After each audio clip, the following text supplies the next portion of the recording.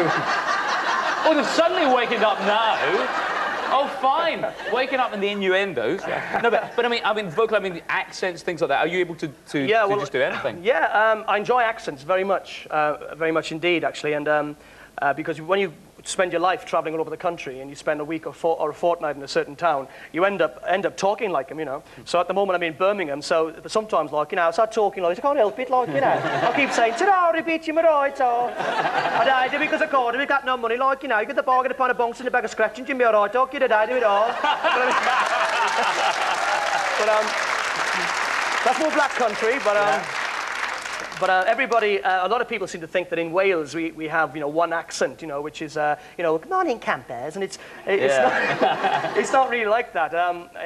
In Cardiff, they're more sort of Cardiff. They do talk the yodeling in Cardiff. Hello, love, they go, hello. They yodel like that all the time, and they're talking like How about you, love?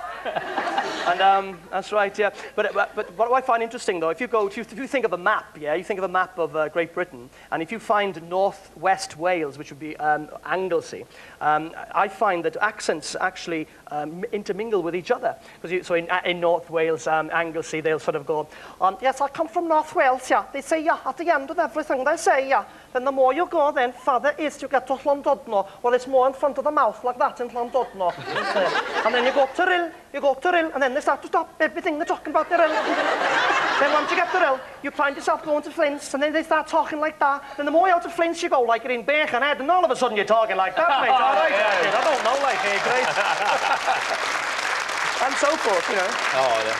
I mean, it's been a wonderfully varied career. I mean, you've been in the West End and Buddy, yeah. Big Bopper. You're in Panto here at the Hippodrome as well. Yeah. And then you started off in the club and a bit of cruising as well. I love cruising, and next year there's going to be a brand new ship out called the Oriana, and I was on the original Oriana out in Australia 10 years ago, and there's a brand new one coming out, so I'm really hoping I'll get on the maiden voyage for that brand spanking new ship. It'll be bigger than the QE2, thankfully. But I mean,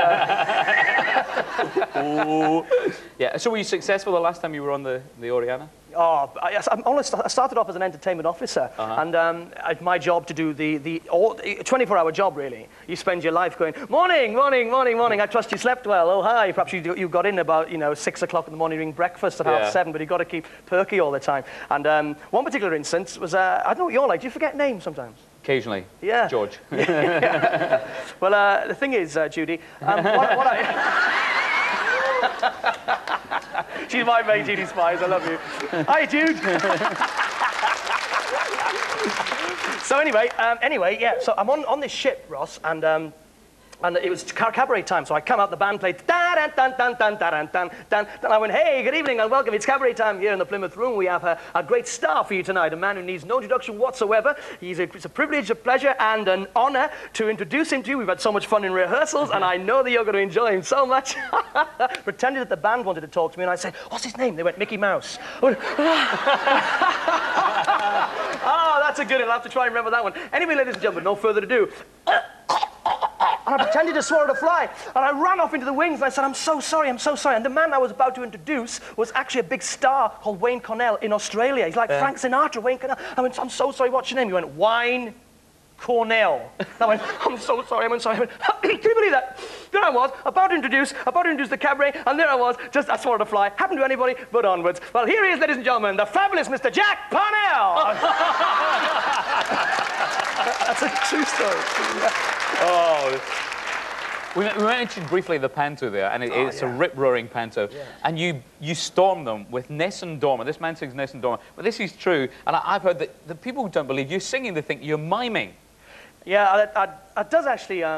I actually get a little bit upset about that sometimes on the way home, because you give it your all with, you know, the singing your heart out to 2,500 people. I've got your dressing room, by the way, in the Hippodrome. And I sing like mad, you know, and then on the way out to the stage door, you know, people come up to you and they say, yeah, you were a great mimer, you know, and yeah, and it's such a bit of a downer. Well, how do you get around that then? How do you... Well, at first, I was just singing it as it was, but now what I'm doing is I'm asking somebody in the audience to give me a name. You know, what's their name, you see. And, how do you incorporate that in the song? And I put their name in the song, and then, of course, people then We can do that. Not a problem. Give us a name. Someone shout a name. Irene. So the question was a bit difficult for the audience today. Hilda. Was that Hilda? Hilda. Hilda? Hilda? Can you get Hilda in? Can you get Hilda in? Yeah, of course. Hilda in Nessun Dorma. I can't wait for this. Let's hear Mike Doyle. Yeah. Just for you. Ma il mio mistero è chiuso in me, il nome mio nessun saprà, no, no, sulla tua bocca trabandate stelle, I sing for you, Hilda.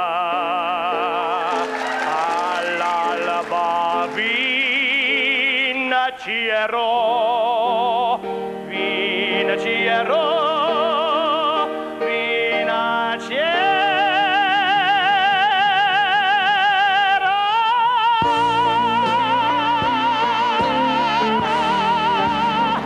La vita pensi fra la bella vis